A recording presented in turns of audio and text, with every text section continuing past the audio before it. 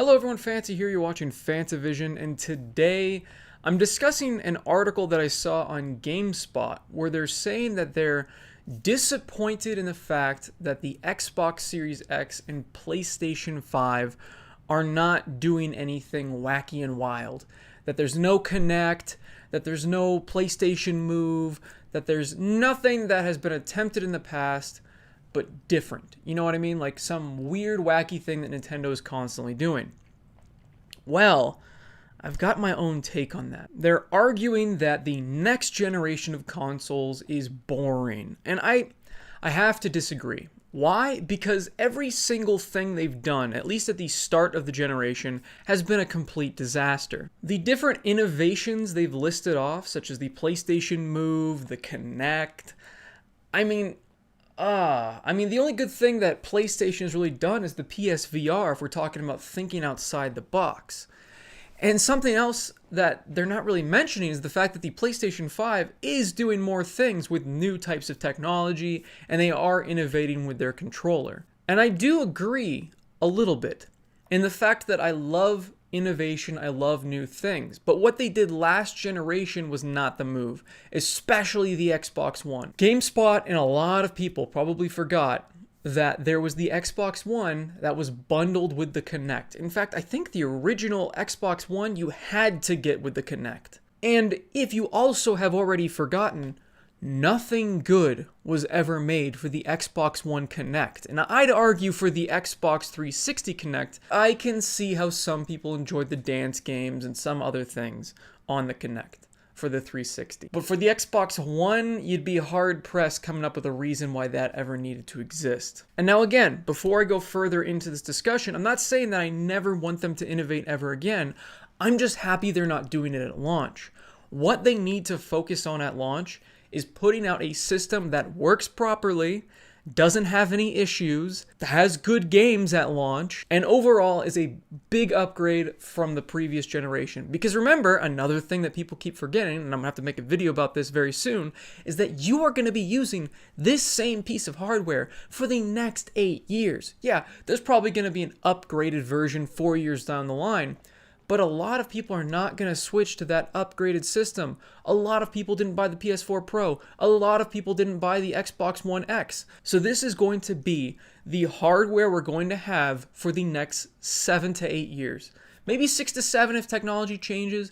Could be even lower, but that is the usual console lifespan. So why am I arguing against innovation at launch? Like I said, the Kinect is a waste of space. The PlayStation Move failed to launch.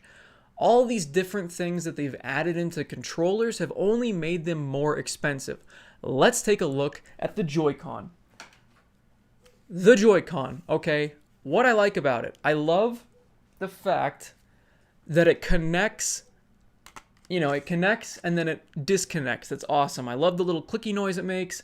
I love a lot of things about this. I love the fact that there are basically 2 controllers in one, and you can play multiplayer on the go. I have actually done that. It's not just the commercial. But what is wrong with this controller? Well, you don't need motion, okay? I'd argue that motion in games is almost always a waste. Yeah, it works pretty well in aiming in Zelda games, but that's about it. Nothing else really uses the motion at all. Just if you took that out, the controller would be cheaper. What would also make the controller cheaper is if they got rid of this. Do you even know what this is? This blurry black thing in front of your face. This is an infrared camera system. Why is this in here? So you can eat a sandwich in 1-2 Switch, the one game that has used it. That game was garbage, and this is a gimmick. All the different gimmicky things that they put in these controllers are driving up the price of these things when they're rarely ever used. I don't understand so many different things that are in these controllers, and believe me, it's not just Nintendo. Here's the PlayStation 4 controller. I love this controller. I pretty much love all the controllers from this current generation.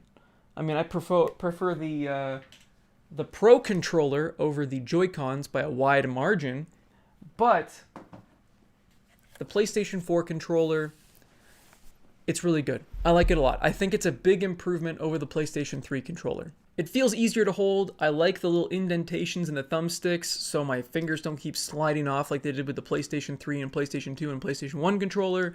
I like a lot of different things they did with this.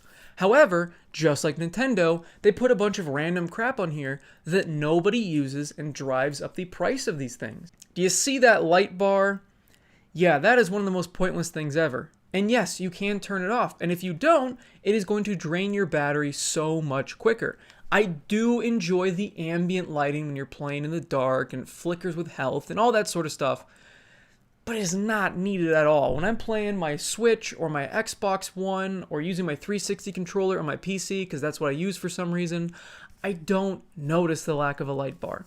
Also, they put a speaker in it because PlayStation likes to just keep taking things from Nintendo.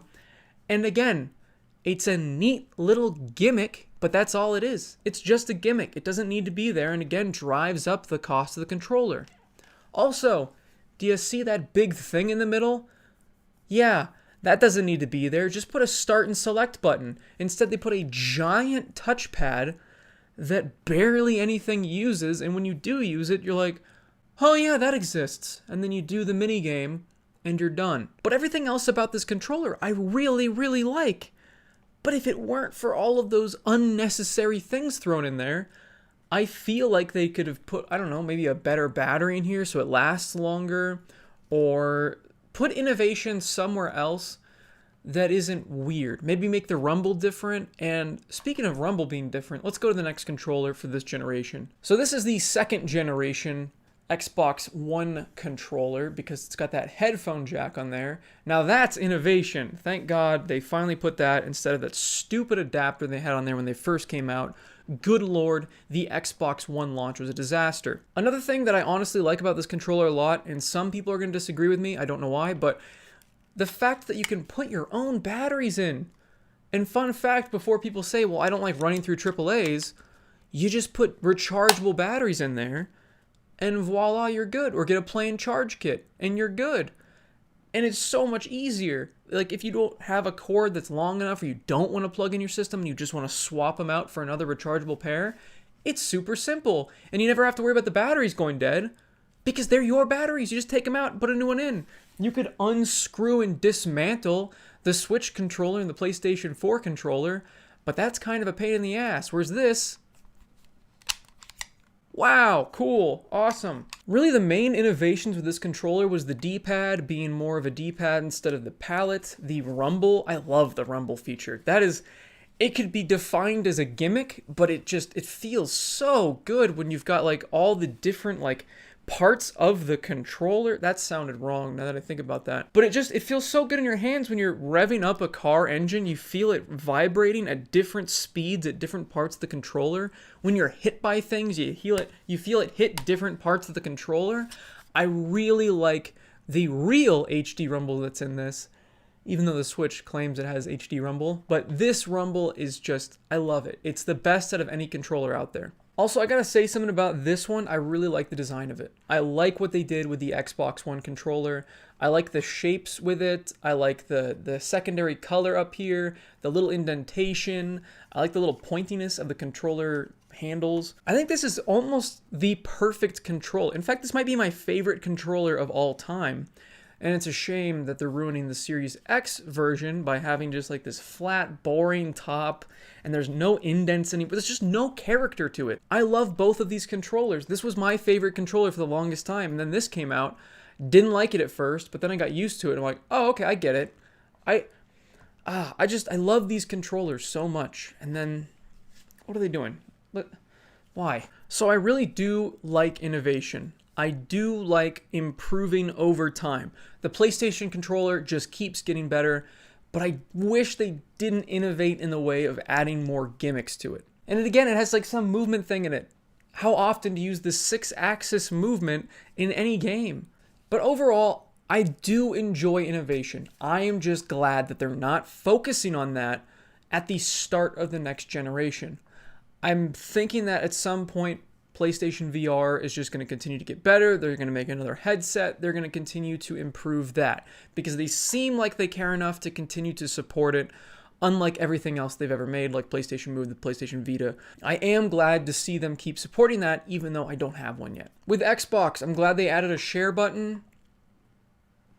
I mean, guys, they're not really doing anything else, but it's a good thing they focused on the console this time more than the Kinect. They didn't spend a bunch of resources on making another motion-based thing that they're going to make 5 games for. They focused on the console. They made it backwards compatible. They're adding to Game Pass. They're buying new companies. They're doing so many different things that are maybe not innovating in wacky doohickeys, but they're innovating with new subscription services, new value, new reasons why their console is worth buying. And PlayStation, I'd argue the innovation that they're doing, even though, again, it's an understated innovation. It's not some wacky doohickey. They're changing the controller again. And I like the ideas that are coming out with the new controller. I like the fact that the trigger is going to be different for different games. You're going to feel that difference. These tactile feedback things are the things that I enjoy. Not lights and sounds and all this other stuff, but tactile feedback. That's why I like the Xbox One controller so much. And the innovation that Nintendo did this generation with their Pro controller, this is so much better than the Wii U variant. I know it's not that much different, but it feels weightier. The rumble in it is a lot better. I like that it doesn't have the piano finish on anymore. It's got this matte finish, so it doesn't attract every single fingerprint within 50 yards. The one thing I don't like about Nintendo controllers is that, I don't know if you can hear that, but it's just an on-off switch. It's just a button. It's not a real trigger.